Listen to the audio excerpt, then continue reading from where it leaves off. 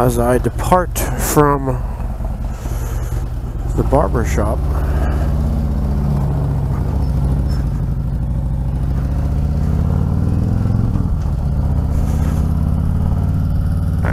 In 23-degree weather, not even realizing it was 23 degrees. I'm not even wearing anything warm. Oh well, stupid. Yesterday I didn't go out because I didn't want to get geared up. Today I went out and I didn't gear up. That was my solution. Don't gear up. And I got a haircut. I got them all cut. Ha ha ha. So as I ride home here from beautiful Fuquay Arena, North Carolina, on Martin Luther King Day, let me sing the praises of the Revelry Barbershop.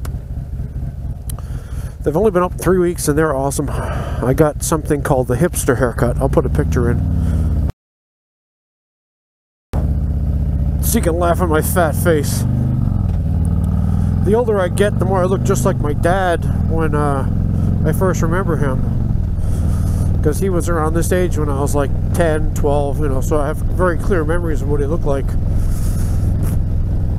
The genetics don't lie. I'm definitely not adopted.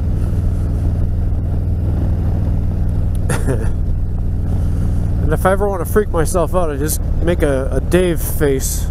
His name was Dave, my dad. Make a Dave face in the mirror and freak myself out, or use his voice. Michael, what are you doing, Michael? I just freak myself out. Oh.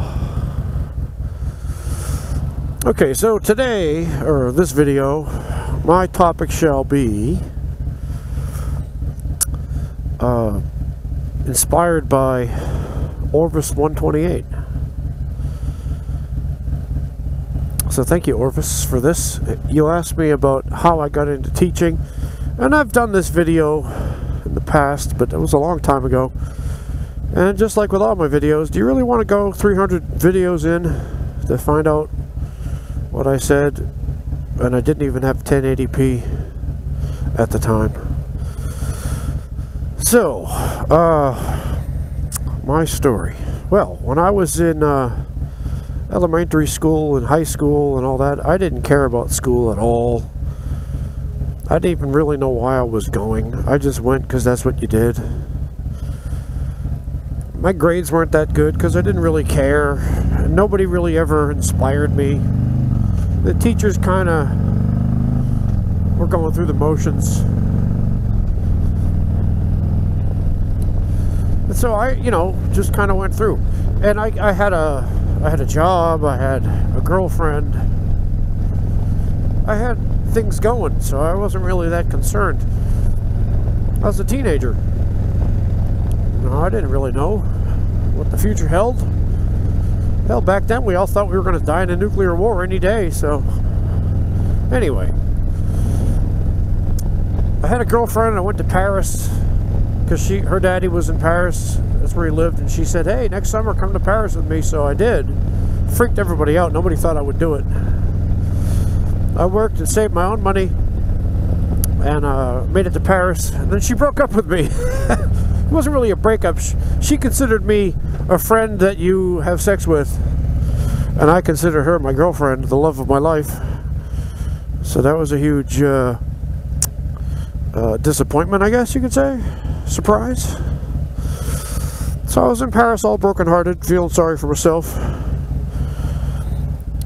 But then I realized that I loved it there. You know, the language, the culture, the smells, the sights, the sounds, the tastes. I mean, everything was so completely new. And I loved it. And I thought, geez, I want to do this. I want to travel. I want to learn. I want to see. I want to go and do everything. So that motivated me to go to college. Instead of going into construction with my dad. He was a crane operator. At that point, I think he was retired. But I wasn't about to go through the hard life he went through. Of course, now, crane operators make a boatload of money, and they sit in an air-conditioned cab listening to music and running the thing with a little thumb throttle thing. joystick, like a video game. My dad had levers and pulleys and brakes and stuff to push. I mean, the man was built like Hercules. Nowadays, you could be a skinny little nothing and run a whole huge, gigantic crane. So in a way, I probably should have gone into that, but anyway. So I went to college, and I was going to be in, I wanted to work at an embassy. I wanted to work at the embassy in Paris, or I wanted to travel. I wanted to be kind of like an Indiana Jones type. And I thought maybe I'll go into politics, maybe be a leader of some kind. Delusions of grandeur, really. So after my 2 years of community college, I transferred to a 4-year school in England, and I studied political science in Arundel, West Sussex. But I wasn't there the whole 2 years because I didn't have enough money to stay. I had to go to the American campus of New England College, which really bummed me out, but hey, I made the best of it. And I had that's actually where I met my calling. I was doing a presentation that I had told my professor about in this seminar class. I said that I had learned this process and I wanted to use it in class to see if that would help us in our discussions. What is that noise? I hear wind noise. That's weird. Anyway, it's called the futures process. So I took the students, my fellow students, through the process, and at the end of the class, my professor was sitting there. His name was Dr. Sayce, Dr. Montford H.R. Sayce, son of, I guess he was, the father was the former ambassador to Great Britain. And Dr. Sayce was his son. He was a lawyer by trade and a professor in political science, and he was amazing. In his 70s, and he was very Edwardian. He wore tweed coat and bow tie kind of thing. So as he was sitting there with his arms folded in thought, smiling, staring at me, I said, "What, Dr. Sayce? Did I do something wrong?" And he looked at me and he said, now back then, I got to tell you, I used to go by another name. I called myself Geyer Jones. I hyphenated my own last name because I was ashamed of just being plain old Jones,